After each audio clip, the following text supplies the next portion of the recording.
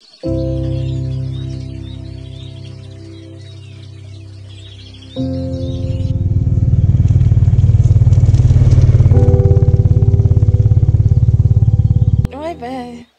salut à tous. Voilà, je voulais faire une toute petite vidéo. Je viens à l'instant de recevoir mes pneus. Oh, regardez. Et franchement, je suis trop pressée de les monter. Alors, je me suis mis un défi, hein, bien sûr. J'ai envie de les monter moi-même. Non mais vrai, hein. En sachant que quand j'ai commencé, quand j'ai eu mon père, quand j'étais toute petite, à 10 ans, il avait fait une voiture, il avait remonté les pneus d'une voiture, je sais pas quoi. Et là, je me suis dit, ouais, mais je vais tenter. Ça doit pas être bien plus compliqué. Alors, je sens que vous allez rire sur une vidéo, hein. Montage de pneus. Regardez-moi ça. Ouais, regardez. Là. Ah, mais là. Comme je suis pas une pro des chemins, j'ai pris des gros crampons. Et comme j'avais une petite moto avant, 125, c'était une 125 Brixton Felsberg. Elle avait des bons pneus. Mais regardez cette gomme.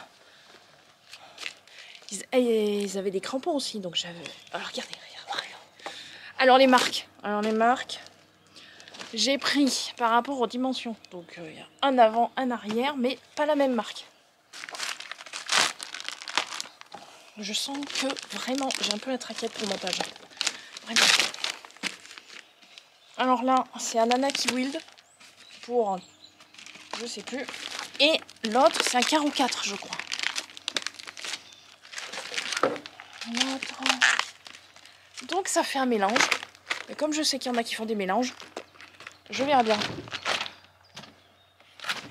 Trop impatiente. Voilà, alors pareil, hein, je le fais un peu dans l'émotion parce que alors c'est vrai que j'ai dit allez, je fais une petite vidéo toute petite. Hop, ça va être de la camelote, hein, le montage, parce que j'ai pas envie de m'amuser à monter pendant 2 heures. En ce moment, j'ai pas beaucoup de temps. C'est vrai que j'ai fait 2-3 vidéos, mais il faut que je les monte et j'ai beaucoup de travail. Je peux pas spoiler les sujets. Après, il y a une balade et puis 2 petites vidéos d'autres choses. Et sinon, ah oui, à l'instant, je viens de voir la vidéo de Dom qui a parlé de notre petite entreprise. Donc notre petite entreprise, c'est Ilios Création. Donc on retrouve mon entreprise sur Instagram et Facebook et puis sur Google Maps si vous... Voilà, on a un petit point de vente chez nous. Et sinon on fait les marchés à partir du mois de mai. Bien sûr, cette année, ça sera 15 mai. Puisque exceptionnellement, voilà, on va partir en road trip, hein, comme vous savez. Pendant 3-4 jours. Et donc... on fait les marchés à partir de mai jusqu'à 15 septembre, même un peu plus, fin septembre. On fait une petite coupure fin août. Des fois on part, mais des fois on fait rien parce que après les temps de trajet sur les marchés, il faut que ça rembourse, donc c'est compliqué. Les gens ils achètent moins, ils repartent chez eux. Bon, voilà, j'essaye de pas faire trop de trucs à couper. Alors, on fait 6 à 7 marchés par semaine, donc autour de chez nous surtout. On essaye de s'éloigner, mais c'est compliqué parce que plus on s'éloigne, plus il y a des frais kilométriques. Voilà. Et donc voilà, donc on vend des confitures, des sirops, des vins apéritifs. Il y a plein d'autres trucs. Je commence à faire des produits séchés aussi. Je fais des potages déshydratés aussi. C'est mes débuts. Sinon après on fait aussi du vinaigre. Donc là on vient de sortir notre vinaigre d'ail des ours puisqu'on n'a pas arrêté de courir depuis quelques jours. Après les fleurs, beaucoup de vin avec des fleurs. Voilà, comme vous avez pu voir. Et puis Voilà, donc après, pour l'envoi c'est très compliqué, puisque en fait comme on est tous sur des pots verts, c'est là que pour le moment j'ai pas trouvé quelque chose d'assez pratique pour envoyer. Je disais que bon, les envois c'est compliqué, à part pour les produits séchés que j'essaye de commencer à faire quelques petits contenants en plastique. Voilà. Et sinon, voilà. Donc, si vous voulez passer faire un tour dans le coin, vous venez. Sinon, après, si ça vous intéresse, je sais pas, vous allez sur les marchés. Alors, qu'est-ce qu'on fait comme marché? On fait tout ce qu'il y a un peu autour, enfin, dans les petits marchés. On fait, autour de chez nous, Olière, Noir Étable. Après, en descendant sur Roanne aussi, un peu avant Roanne, je sais plus le village. Saint... Mince, j'ai bouffé le nom. Je le mettrai au pire, je sais pas où. Faut que je le mette sur le site, tiens. C'est tout ce qu'on fait habituellement. Après, ça peut arriver qu'on ne le fasse pas. Mais normalement, tout l'été, on suit 6 marchés par semaine. Et de temps en temps, des événements un peu plus gros. Voilà, voilà. Qu'est-ce qu'il y a d'autre à dire? Voilà, je suis pas là pour faire de la pub, hein, c'était juste parce que voilà, Dom m'a fait un petit clin d'œil, donc bon voilà, je m'expliquais un petit peu, voilà, mais c'est avec mon mari. Mon mari avait eu un souci de santé il a eu un accident, donc l'affaire, on a eu une reconversion professionnelle, et voilà, on est tous les deux. Mon mari fait beaucoup les marchés, puis on transforme tous les deux. Moi, je fais pas trop les marchés, trop timide, je suis pas à l'aise. Et voilà. Donc j'ai essayé 1 an, mais au tout début. Mais c'était pas mon milieu. Moi c'est la nature et voilà, l'atelier, ça va bien. Ma petite bulle. Et c'est vrai que c'est compliqué. Voilà, voilà. Donc sinon, qu'est-ce que j'ai d'autre à dire? J'en sais rien. Voilà, impatiente de monter les pneus. Je sais pas quand je vais trouver le temps, mais alors ça va être éclate. Je sais pas, je vais peut-être commencer jeudi. J'aimerais bien commencer jeudi. Ou alors demain, un petit moment, je sais pas. J'en sais rien. Jeudi matin, mon mari ira peut-être faire un marché. J'aimerais bien qu'il commence là, donc d'en faire quelques-uns pour voir s'il y a des gens des touristes qui arrivent un peu. Voilà, c'est compliqué. Voilà, donc si vous voulez des infos, le numéro de téléphone de mon mari, je peux le mettre au pire en description. Comme c'est lui qui gère les appels, les commandes, les trucs. Si quelqu'un veut venir nous voir, pour revenir au petit point de vente. Hein. C'est pas un grand magasin, c'est tout un petit nous. Hein. C'est pas la grosse entreprise, on est auto-entrepreneur. On peut pas brasser, voilà, pour une grosse entreprise, on peut pas brasser assez de, voilà, on veut pas détruire la nature non plus pour aller se faire des cailles. Non, non, on essaye de s'en sortir comme on peut. C'est compliqué à l'heure d'aujourd'hui avec l'artisanat. Voilà, voilou. Alors, qu'est-ce que je peux vous faire voir? J'en sais rien. Hein. Moi, j'ai pas rien à cacher. Hein. Regardez-moi ça. Regardez. Lui aussi, on a fait tous des caisses comme ça économise des sous. Et quand on dispatche ailleurs, voilà, sur mes pneus par exemple, mon mari il a eu sa selle et puis voilà. Et voilà, regardez. Voilà. Bon, il est pas tout à fait fini encore. Hop. Voilà. On est en. Ouais, je sais pas, le top case, bof, je sais pas. C'est pas parti sur le top case. Voilà, voilà. Et sinon, qu'est-ce qu'il y a d'autre? Donc les pneus. Et puis mon petit atelier pour le pro, c'est tout petit, hein. C'est un tout petit labo. Hein. Regardez.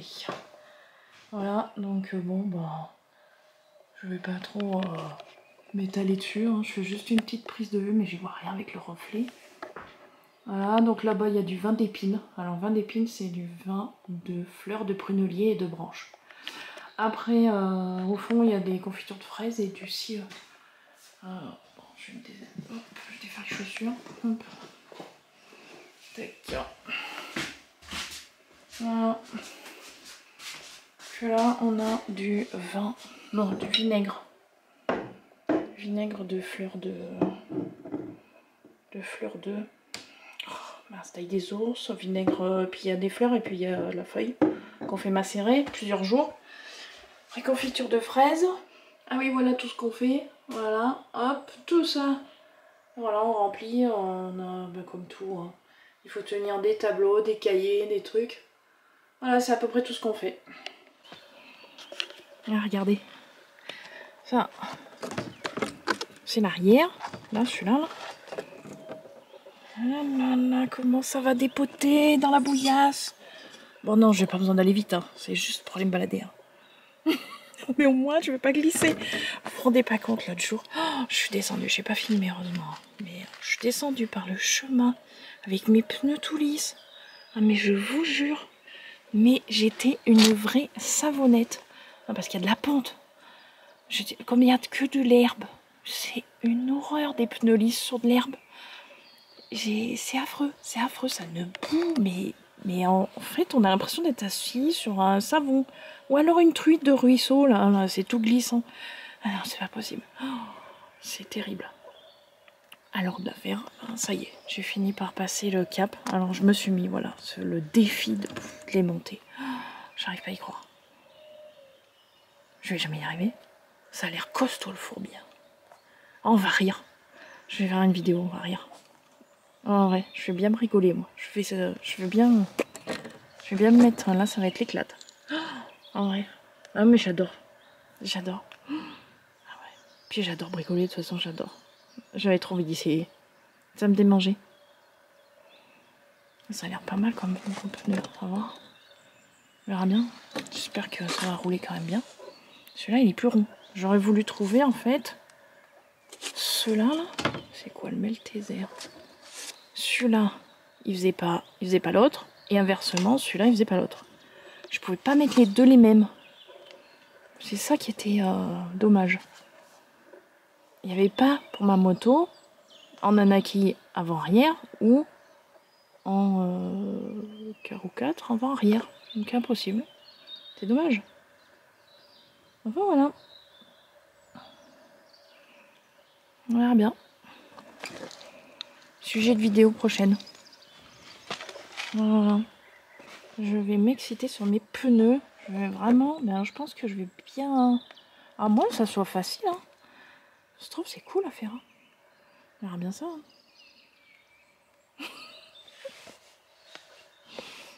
Voilà.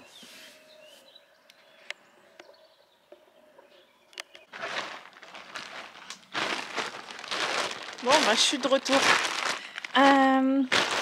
Voilà, fallait que je fasse un complément de vidéo parce que, bien sûr, j'ai une autre question.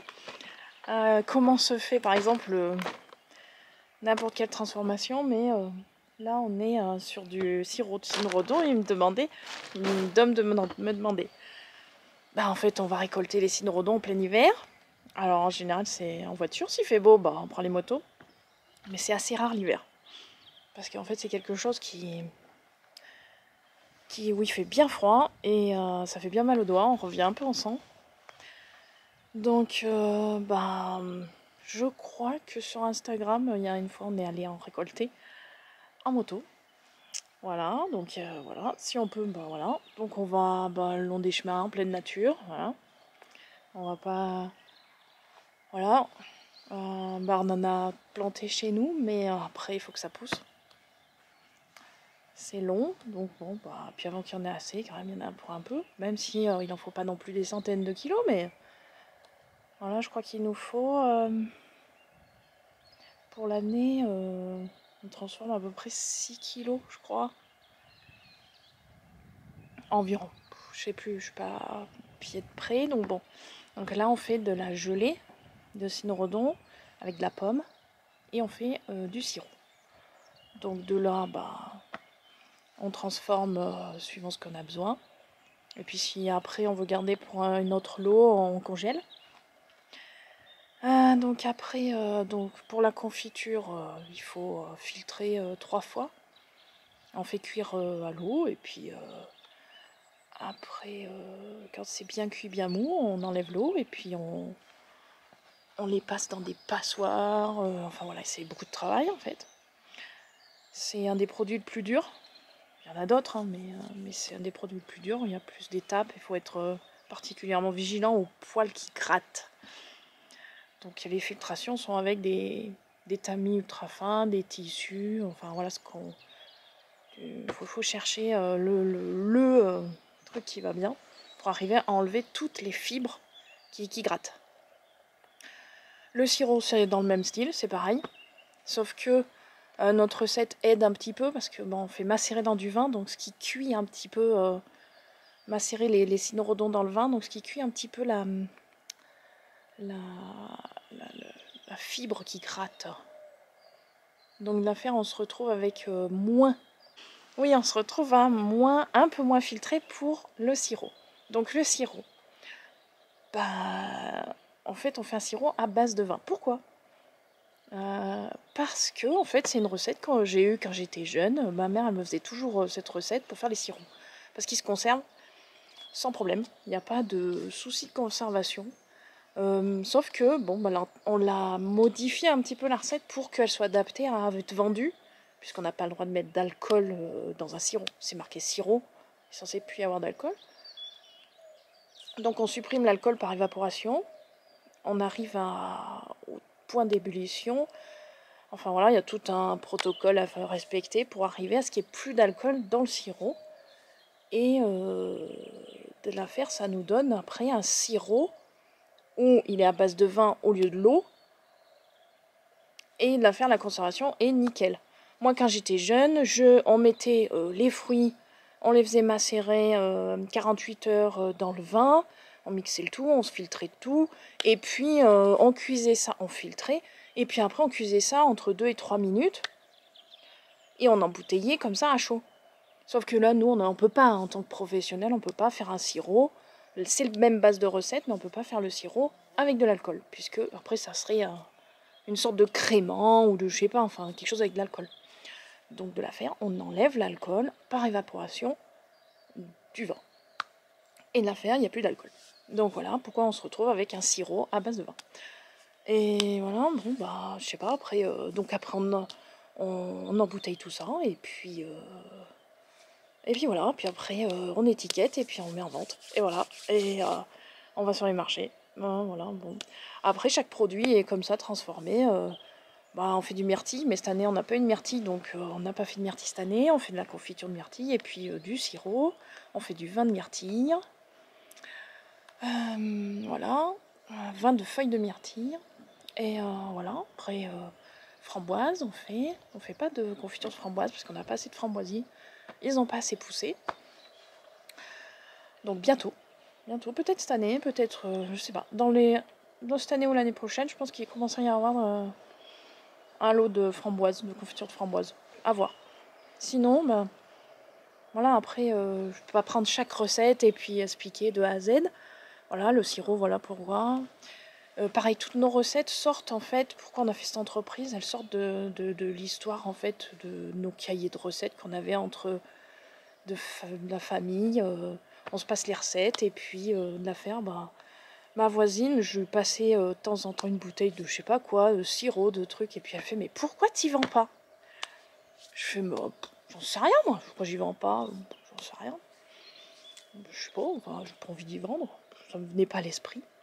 Et voilà, et puis c'est venu de là en fait. La petite miette qui était là, elle a germé. Comme mon mari a eu cet accident du travail par burn-out, hein. Et l'affaire, on s'est dit, mon mari il était dans une fromagerie, une usine, et puis il fallait toujours donner plus d'énergie. Il a craqué, et voilà. Et de l'affaire, voilà, il était dans l'alimentaire. Moi j'avais été en cuisine, j'avais fait la plonge, machin. Puis de bout en fil, et on s'est dit mais tiens, mais si on faisait ça, si on faisait des transfos avec ce qu'on a comme recette de nos grands-parents, de nos voisins, c'est vrai que ça donnait des trucs. Puis d'année en année, on peaufine nos idées. Et puis maintenant, voilà, je commence à créer des trucs à moi. Et c'est vrai que voilà, ça commence à devenir une sorte de passion parce qu'on a des retours qui peuvent être qui peuvent pousser vers le haut, un peu comme YouTube. j'aurais eu une vidéo qui m'aurait fait 20 vues et puis avec aucun retour, voilà, c'est vrai que ça aurait fait pareil, j'aurais pas continué. Là, c'est toujours pareil, il y a cette petite étincelle qui donne toujours pour aller vers le mieux, pour aller vers l'agréable, pour aller vers le sourire, aller pour donner aux autres, en fait. Voilà, c'est ça, en fait. C'est essayer d'envoyer un peu de bonheur dans le cœur des gens. Et voilà, donc même si on fait une entreprise et où on vend des produits, c'est dur à l'heure d'aujourd'hui, mais on n'a pas le choix. Il faut bien qu'on gagne notre croûte d'une manière ou d'une autre. Donc voilà, bon, bah, c'est sûr que si on voulait être, voilà, un peu... C'est pas facile, hein, c'est loin d'être facile, mais parce qu'on peut après avec le niveau qu'on a, et puis chaque jour, comme on dit, suffit à sa peine. Voilà, voilà. Et bon, bah, les explications, j'espère que...